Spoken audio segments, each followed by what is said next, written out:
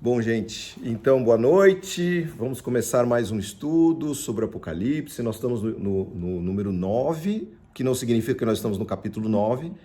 É o nono estudo que a gente fez. Algumas vezes tem mais de um capítulo no mesmo estudo, né? A gente já é o 17º estudo que nós estamos fazendo sobre os últimos dias e a vinda de Cristo, né? Nós estudamos as palavras de Jesus, de Paulo, de Pedro, de João. E agora, nas palavras de João, estamos estudando Apocalipse. Partindo do que a gente conversou a semana passada, né, só para a gente fazer uma recordaçãozinha, foi os últimos dois capítulos, o capítulo 13 e o capítulo 14, aliás, o 12 e o 13 foram muito fortes, muito importantes, né? A gente viu isso. E no capítulo 13, só recordando, né, nós vimos aqueles personagens que surgiram, não é? A quem aquele dragão, né, chamado de dragão ou o diabo, deu poder, né? E ele delega esses poderes para esses monstrengos, para essas bestas. Eu chamo de monstrengo porque dá uma noção de que pode não ser um ser parecendo uma besta, um negócio, né? Ele tem tentáculos, ele tem faces diferentes, né? Faces de leão, ele tem cabeças, tem chifres. Então essa foi a descrição que João julgou ser a melhor de fazer daquilo que ele viu, né? Então não necessariamente é um ser fantasmagórico, mas ele pode ser algo que represente essas coisas, como a gente tem visto que o Apocalipse ele traz muito disso, né? Bom, então o primeiro monstrengo que surgiu, que subiu do mar ou das águas, eu trouxe essa palavra semana passada, que no meu entendimento ele é um intrincado sistema, não é? Gerado a partir das águas, ou seja, lembra que águas na Bíblia, a gente vai ler isso em Apocalipse 17, a gente leu semana passada, são povos, nações, então algo que saiu do meio do povo, e o que sai do meio do povo, no mau sentido, nesse caso, são as inclinações malignas, não é? E o que Satanás fez? Quando ele viu aquilo, ele empoderou isso, né? A gente leu que ele deu a esse sistema poder, ele deu autoridade, deu até o seu próprio trono, não é? Às vezes a gente conhece pessoas que a gente fala, não, puxa, o diabo não precisa nem se mexer, né? Ele senta, cruza o braço, né? Tem gente tão ruim, tão, né? Que a gente fala, isso aí o diabo não precisa pôr a mão, né? Talvez se ele for pro inferno, chega lá o diabo fala, cara, aqui não, aqui a gente é ruim, mas não tanto quanto você, né, filho? Bom, e eu achei interessante, né, esse empoderamento, quando o diabo viu que aquilo estava se formando, sistemas humanos que poderiam ser tão ruins, tão maus e tão atrativos, que poderiam representar o próprio, ele empoderou esse monstrengo, né? E esse sistema, como eu disse a semana passada, é o sistema do anticristo, né? É aquilo que se senta parecendo Deus no lugar de Deus, e a gente viu que as pessoas, né? Ficou tão forte isso que as pessoas perguntam, quem pode evitar isso? Ou quem pode lutar contra isso, não é? A gente viu isso tudo escrito em Apocalipse capítulo 13. Aí a gente viu também que esse segundo monstrengo, né? Ele é um que sobe da terra e ele é um promotor do primeiro. Então, ele blasfema com o primeiro, ele blasfema de Deus, dos seus valores, dos seus seguidores. E até um textinho que eu até não deparei nele, mas fala que ele faz até fogo do céu desça, né? Ou seja, é uma pirotecnia de última geração, eu chamei assim. Por quê? Porque esse cara é o promotor da primeira. E eu considero isso, como eu falei, como a mídia, né? Que fica promovendo tudo que é ruim. Aí lembra, até citei, se a gente vê cinemas, revistas, TVs, parece que o bacana é promover o mal, é promover a traição, o pecado, a violência. E a gente gosta, tem filmes maravilhosos e tudo mais, E chama atenção, hoje em dia as técnicas são maravilhosas. Tanto que a gente assiste filme de 15 anos atrás, a gente fala, nossa, que tosco, ó. Meu, efeitos especiais tão zoados. Que a gente foi sofisticando o negócio tanto que a gente até repara, né, nos filmes antigos, né, como eles eram diferentes. E há muitos estudiosos que creem que esse sistema ele vai se materializar em uma pessoa. Isso o Rodrigo trouxe para a gente como uma pergunta na semana passada, uma observação dele. Alguns creem assim. Ok, né? Como a gente já viu, o Apocalipse tem muitas interpretações. E da mesma forma, o segundo monstrengo, ele vai ser chamado de falso profeta. Então daqui por diante vão aparecer 3 personagens e depois um quarto. Os 3 personagens são o dragão, ou o diabo, né? A besta do mar e a besta da terra, formando uma tríade, uma trinca, uma trindade fake ou uma trindade macabra.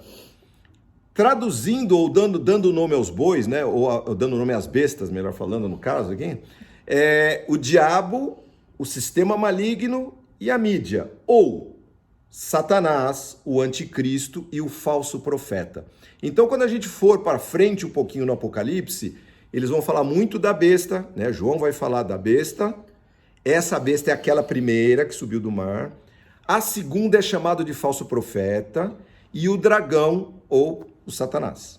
Vai vir um quarto personagem que a gente vai estudar.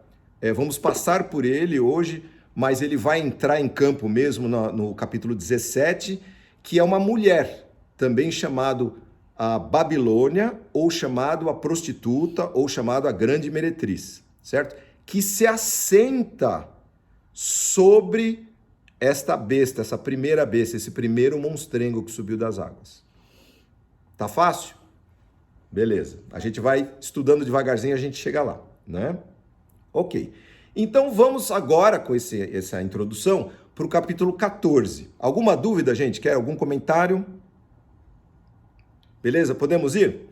Capítulo 14, ele começa falando daqueles 144 mil, que são os judeus escolhidos e tal, convertidos. Ok, eu não vou gastar tempo nisso, mas nós vamos direto para o versículo 6. E vamos ler, então, do versículo 6 ao versículo 13 primeiro, que é uma parte que aparecem 3 anjos anunciadores da sequência do juízo de Deus, que vai acontecer agora. Então vamos lá, de 6 a 13 do capítulo 14 de Apocalipse, ok? Vi outro anjo que voava no ponto mais alto do céu, levando as boas novas eternas para anunciá-las aos habitantes da terra, a toda nação, tribo, língua e povo. Temam a Deus, dizia em alta voz, deem glória a Ele, pois chegou o tempo em que Ele julgará a humanidade. Adorem aquele que fez os céus, a terra, o mar e todas as fontes de água. Então outro anjo seguiu, dizendo em alta voz, caiu a Babilônia, caiu a grande cidade que fez todas as nações beberem do vinho da fúria da sua imoralidade. Imoralidade, desculpe. Um terceiro anjo o seguiu, dizendo em alta voz, aqueles que adorem a besta e a sua estátua ou aceitarem a sua marca na testa ou na mão, beberão do vinho da fúria de Deus que foi derramado sem mistura na taça da ira de Deus. E serão atormentados com fogo e enxofre na presença dos santos anjos e do Cordeiro. A fumaça do seu tormento subirá para todo sempre, e não terão alívio de dia nem de noite, pois adoram a besta e sua estátua e aceitaram a marca do seu nome. Isso significa que o povo santo deve ser perseverante, obedecendo aos mandamentos de Deus e permanecendo fiel a Jesus. E ouvi uma voz que vinha do céu dizendo, escreva isso, felizes os que de agora em diante morrem no Senhor, diz o Espírito. Eles são verdadeiramente felizes, pois descansarão de seu trabalho árduo, porque suas boas obras o acompanharão. Ok, até aí. Então vamos lá. 3 anjos aparecem e eles dão uma sequência. O primeiro anjo anunciando o evangelho, não é? Vi um outro anjo voando muito alto com a mensagem eterna do evangelho, para anunciar a todo povo, tribo, língua e nação, o quê? Temam a Deus, louvem a Deus, pois já chegou a hora de Deus julgar a humanidade. Então, adorem aquele que fez o céu e a terra. Ou seja, existe a proclamação do evangelho para todos. E a gente já leu lá atrás que para que haja o fim, o evangelho vai ser proclamado a todas as pessoas. Então este anjo vem e como se despejasse isso sobre a terra, né? Esta proclamação do evangelho. Então, a gente sabe que o evangelho está sendo proclamado em muitas nações há anos já. Isso está acontecendo. Depois, ele fala um segundo anjo, fala sobre a queda desse personagem, esse quarto personagem que eu mencionei, que é a Babilônia. E ele fala, caiu a grande Babilônia que embriagou a todos os povos, dando-lhes o seu vinho, o vinho forte de sua terrível imoralidade. Quem seria tal mulher? Como ela embriagou a todos os povos? E que vinho é esse? Tcharam! Nós não vamos dizer. Vá acompanhando que a gente vai chegar lá. Ok? Então, a segundo anjo fala sobre a queda da Babilônia. Essa Babilônia, que se assenta sobre o sistema e embriagou a todos, não é? Ou seja, deixou todo mundo num torpor, ela vai cair. Não é?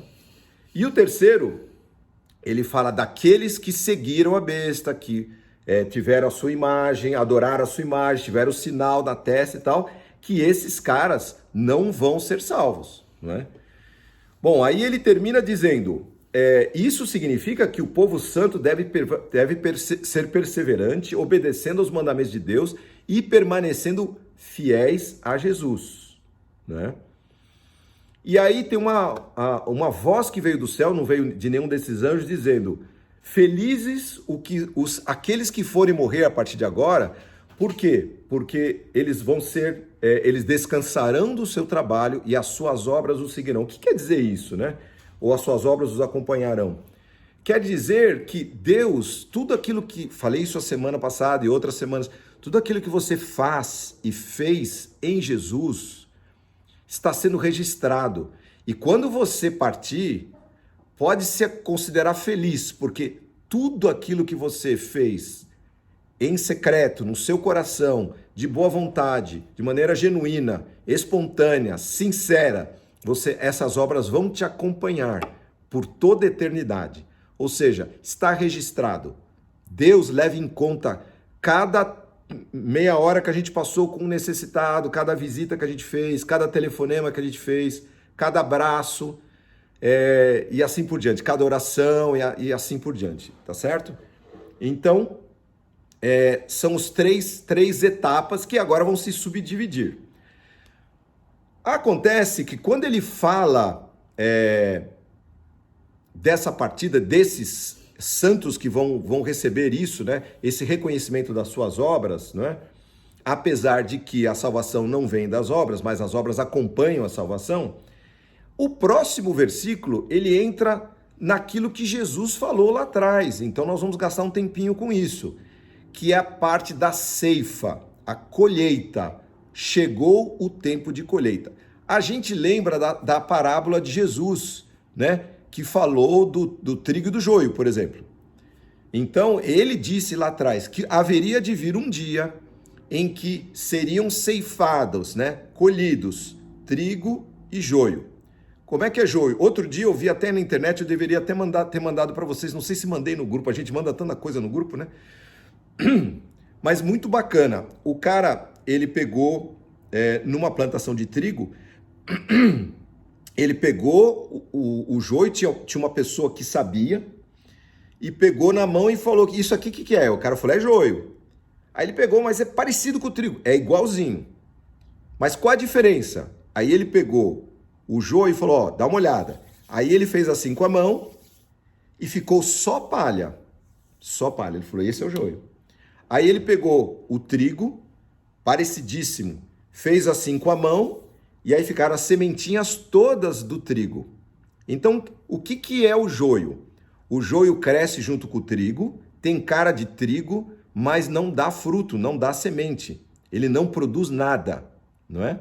Então, Jesus usou esta parábola do trigo e do joio para dizer que existem pessoas, não é? Que parecem ser, mas não são, deveriam dar fruto, mas não dão frutos ruins, não é? E, na verdade, não representam aquilo que deveriam ser. Eles só têm aparência, não é? Nós vamos ler isso. Bom, então vamos continuar o capítulo 14, lendo do versículo 14 até o 20. Em seguida, viu uma nuvem branca e, sentado na nuvem, alguém semelhante ao Filho do Homem. Tinha uma coroa de ouro na cabeça e uma foice afiada na mão. Então outro anjo veio do templo e gritou bem forte para aquele que estava sentado na nuvem: use a foice e comece a ceifar, pois chegou a hora da colheita. A safra da terra está madura. Assim, aquele que estava sentado na nuvem passou a foice sobre a terra, e toda a terra foi ceifada. Depois disso, outro anjo saiu do templo no céu, e ele também tinha uma foice afiada. Então ainda outro anjo, que tinha poder para destruir com fogo, veio do altar e gritou bem forte para o anjo que segurava a foice afiada: agora use sua foice para juntar os cachos de uvas da videira da terra, pois estão maduras. O anjo passou a foice sobre a terra e encheu de uvas o grande tanque de prensar da fúria de Deus. As uvas foram pisadas no tanque, fora da cidade, e dele correu sangue como um rio de quase 300 quilômetros de comprimento, com altura que chegava aos freios de um cavalo. Até aí, né? Bom, ou seja, chegou tempo de colheita, não é?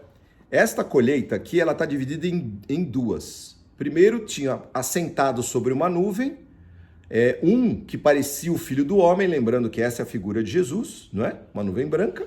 E ele tinha uma coroa de ouro na sua cabeça e ele tinha uma foice na sua mão. Ou seja, ele ia executar uma colheita.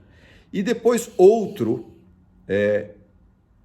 aí sim um anjo, que também tinha uma foice afiada e que foi falado para ele para cortar as uvas e jogar no lagar, né? O lagar é o tanque de prensagem onde pisa-se, amassa-se as uvas, certo?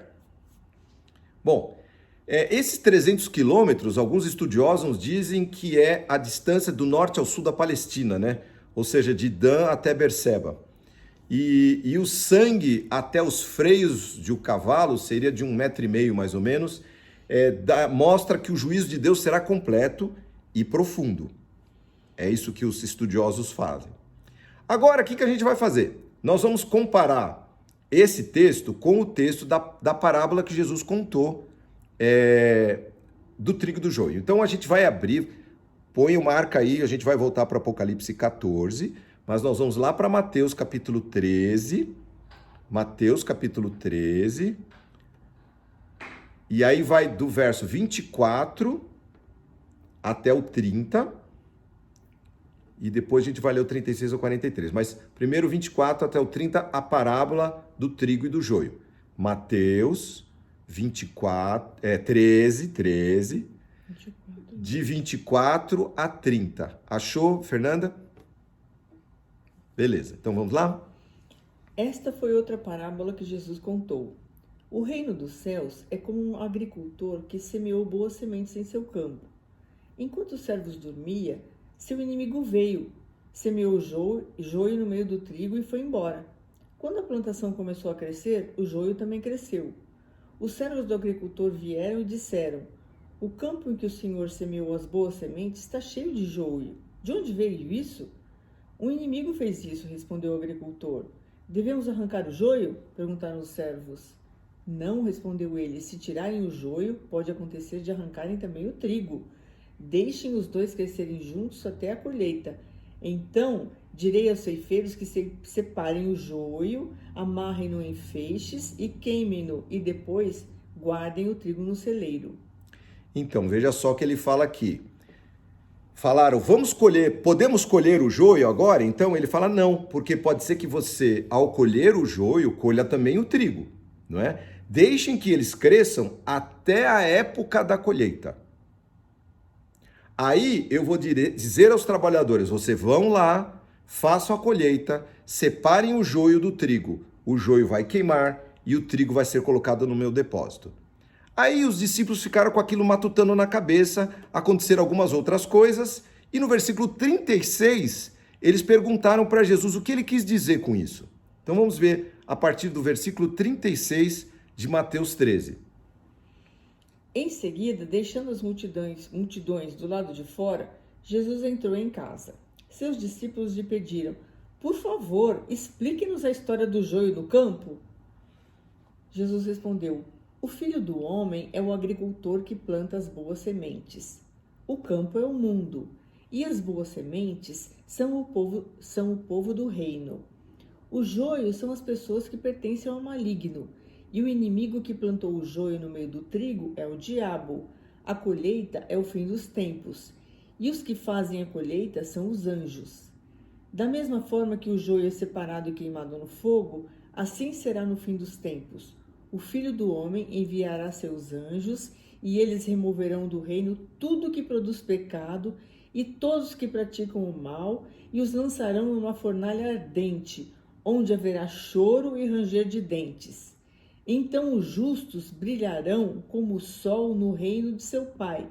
Quem é capaz de ouvir, ouça com atenção. Então essa parábola que Jesus contou, essa explicação, ela é bem esclarecedora, tá certo? Planta-se pessoas ruins no meio, né, de grupo de pessoas boas, né? E só que nós não temos, porque como nós vemos com os nossos olhos, nós não temos a capacidade de saber quem é joio e quem é trigo, né? Então, qual é a recomendação de Jesus? Não, deixa para o final. No final, os ceifeiros serão os anjos. Então aí joga tudo para o Apocalipse, né?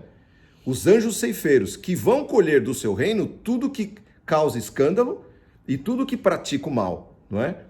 E essas pessoas, elas vão chorar, choro e ranger de dentes, eu já explico isso. Já expliquei lá atrás, explico de novo. Então o povo de Deus brilhará como o sol no reino do seu Pai. Se você lembra dessa frase, se vocês têm ouvidos para ouvir, então ouçam. Lembra que a gente estudou nas cartas, né?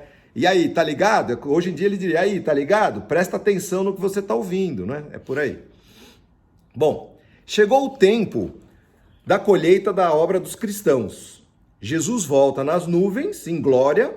Por quê? Porque assim foi escrito. Quando Jesus subiu ao céu, em Atos capítulo 1, de 9 a 11, os discípulos ficaram olhando para cima e aí aparecendo dois anjos falaram, por que vocês estão olhando para cima? Do jeito que ele subiu, ele há de descer, não é? E então assim, Jesus virá nas nuvens. Então esta figura deste que está nas nuvens, com essa coroa e com a ceifa, é do próprio Jesus. A ceifa, Cristo volta para julgar. Traz uma coroa de ouro sobre a sua cabeça e essa foice afiada em sua mão.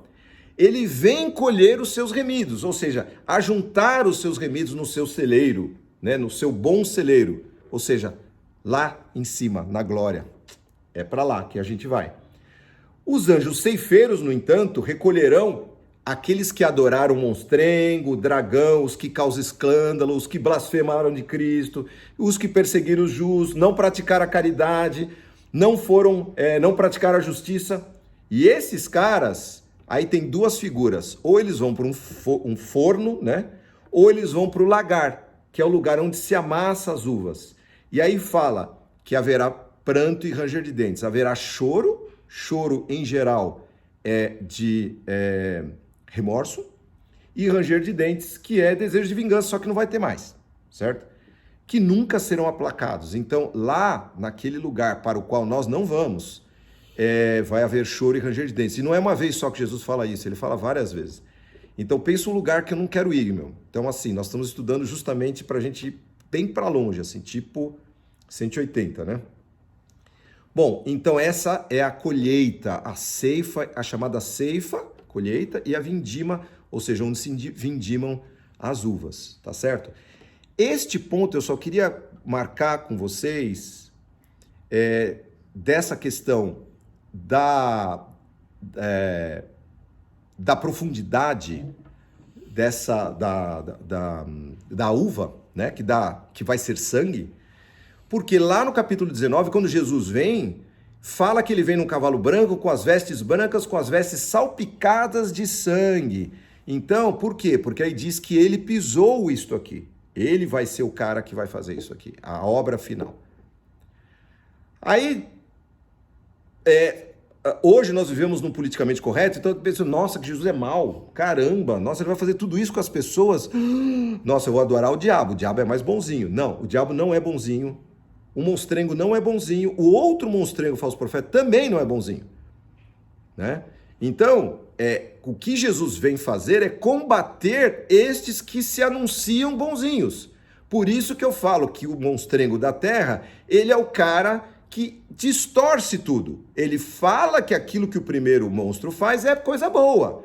Então, só que é tudo mentira, porque para quem sabe, enfermidade não é de Deus, não é boa, a perseguição não é boa, o estupro não é bom, matar velhinhos, crianças, abortos e etc. Isso tem nada a ver.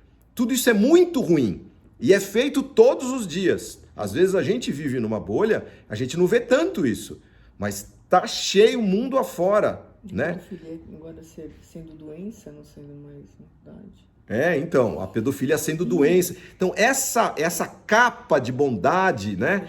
Essa inversão de valores com essa roupagem de, olha, então, nós devemos ser e tal. Cara, é sim, sim, não, não. O que é certo, o que é errado. Agora, quando Jesus vier para voltar, ele vai usar os critérios da palavra de Deus. Poderíamos chamar desses monstrengos de filosofias? Podem. Ideologias? Podemos chamar de ideologias, filosofias, o que seja. Partiram, né? Todas elas partiram, fazem parte de um sistema. Então, não deixem isso tomar conta do coração de vocês, sabe?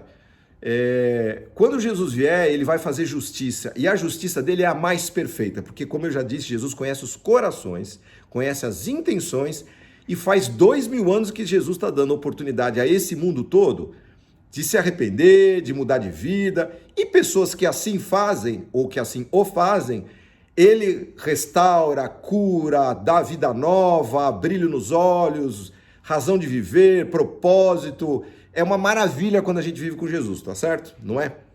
É que eles querem fazer essa inversão de valores, você pensar que o bem é mal e o mal é bem. Então, se Jesus vem para destruir isso daí, Jesus é mal, então...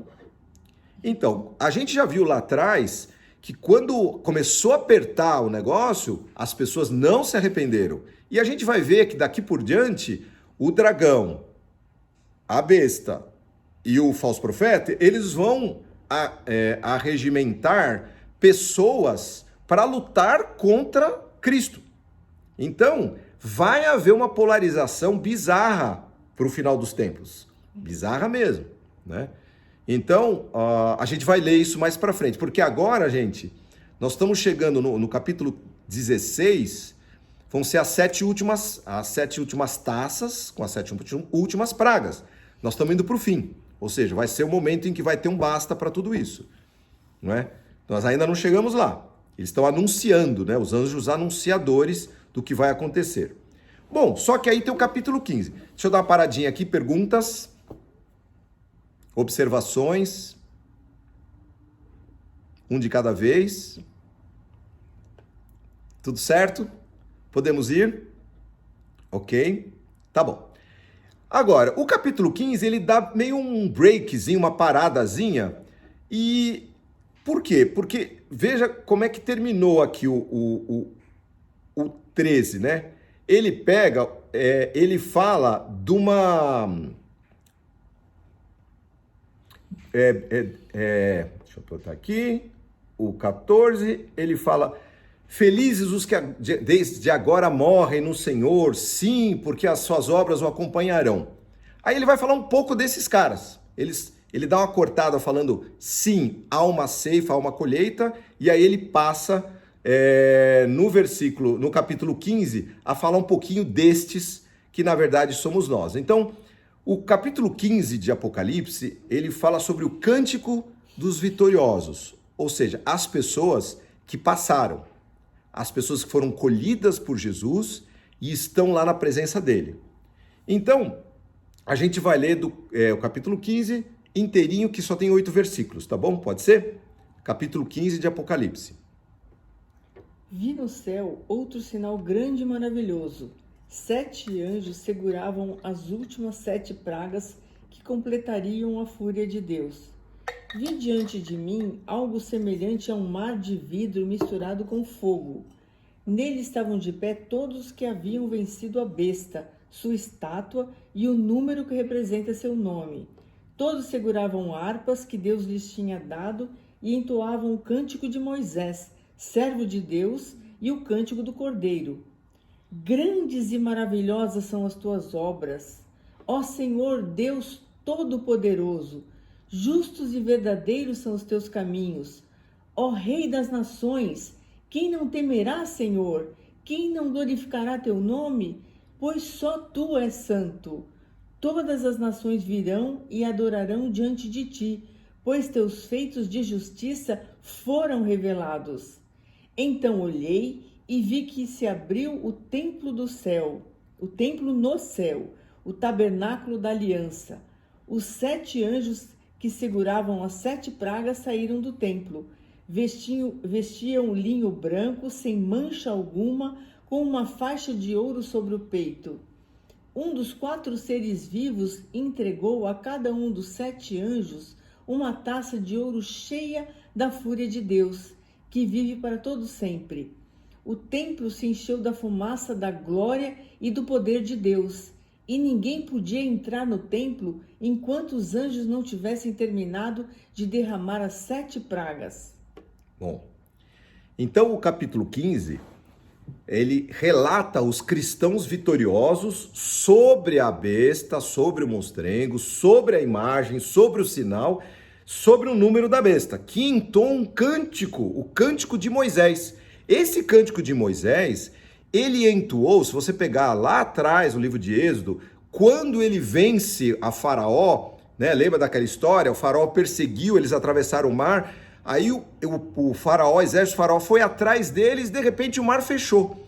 Quando o mar fecha em cima dos inimigos, Moisés tem um capítulo inteiro dele cantando a Deus. Imagina, a pegada do Moisés, né? Vamos lembrar da história de Moisés, né? Moisés foi criado ali, depois foi para o deserto, ficou 40 anos, voltou para dizer para o povo que ia libertar, trouxe as 10 pragas. Quando eles tinham saído já, falaram, bom, agora estamos livres, vem o faraó atrás, eles tinham o mar na frente, os exércitos atrás, desesperados, o mar se abre, eles passam naquela adrenalina, chegam lá, quando eles olham para trás, o exército vem atrás e falam, não é possível, cara, esses caras não largam do nosso pé. E de repente o mar fecha em cima deles e todos morrem ali, não é? E aí vem aquele anticlímax do Moisés cantando isto: grande e maravilhosas são as tuas obras, ó Senhor, Deus Todo-Poderoso. Justos e verdadeiros são os teus caminhos, ó Rei das nações. Quem não te temerá, Senhor? Quem não glorificará o teu nome? Pois só tu és santo. Todas as nações virão e adorarão diante de ti, pois teus feitos de justiça foram manifestos ou foram revelados. A Bíblia então fala que este povo que está lá na presença de Deus, eles vão cantar esse cântico, como se fosse o cântico de livramento sobre aqueles que os perseguiram durante toda a vida. Sabe aquele mal que te persegue? Sabe aqueles sonhos maus? Sabe aquela culpa que te persegue? Aquele abuso que você sofreu, aquele negócio que vem sobre você, aqueles pecados que você não consegue vencer, ou aquela tara que vem de vez em quando, ou aquela vontade de matar, de estrangular que vem, sentimentos maus que vêm, baseados e alimentados nesse sistema todo, não é? E você está aqui seguindo a palavra de Deus e não se curvando ao sistema, vivendo no meio dele, mas sem se servir dele, não é? Vivendo no meio dessa grande propaganda infernal dizendo que o inferno é muito mais forte que o céu, mas a gente sabe que a verdade de Deus prevalece, né? Então, você optou por isso, e aí quando você chega lá, um dia acaba, fecha a porta, fala, bom, agora daqui por diante, vocês estão aqui, não tem mais risco, não tem mais perigo. E aí é como, sabe, que você fala, meu, acabou. E aí, o extravasar disso é esse cântico, né? E aí, 7 anjos com 7 taças, né? 7 salvas. Essas taças são cheias das últimas pragas que vão vir sobre esse mundo. Para quê? Porque é tempo de julgar a besta, é tempo de julgar o falso profeta, Satanás, o dragão, a Babilônia e aqueles que os servem e que os adoram, que blasfemam de Deus e que são contra tudo que é relativo a Deus. É isto que nós vamos ver a partir da semana que vem, tá bom? Então é isso, gente. Por hoje, são esses 2 capítulos. Não percam as cenas dos próximos capítulos, literalmente, tá bom? A gente podia colocar.